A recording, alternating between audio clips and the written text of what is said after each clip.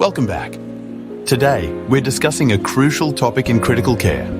Does more intensive renal replacement therapy improve outcomes for critically ill patients with acute tubular necrosis, or ATN? Let's explore the findings from the ATN study. Acute tubular necrosis is a condition where the kidney's tubule cells are damaged, leading to acute kidney injury. It's common in ICU patients and often requires renal replacement therapy, or RRT. However, the best intensity for this therapy has been debated for years. RRT includes different methods like intermittent hemodialysis and continuous venovenous hemodiafiltration.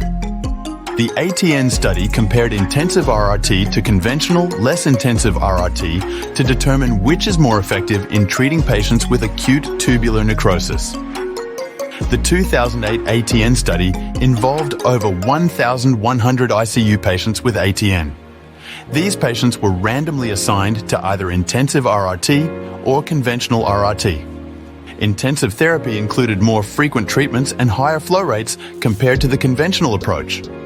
Results showed no significant difference in all-cause mortality at 60 days between the two groups, 53.6% for intensive therapy and 51.5% for conventional therapy. This indicated that more intensive therapy did not improve survival rates.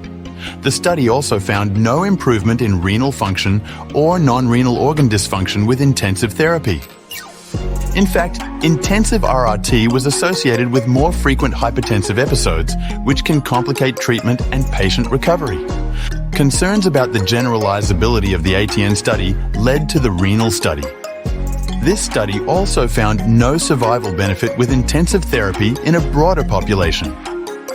Both studies support the use of less intensive RRT as the standard of care. Current guidelines haven't changed based on these findings. Conventional RRT remains the recommended approach. However, the debate on RRT intensity continues, especially in cases of sepsis where results are mixed and further research is needed.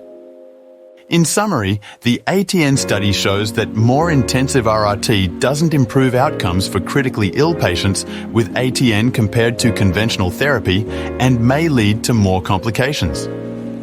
Discuss these options with your healthcare team to find the best approach for your situation. Thanks for watching. If you found this video helpful, give it a thumbs up and subscribe for more updates on critical care treatments.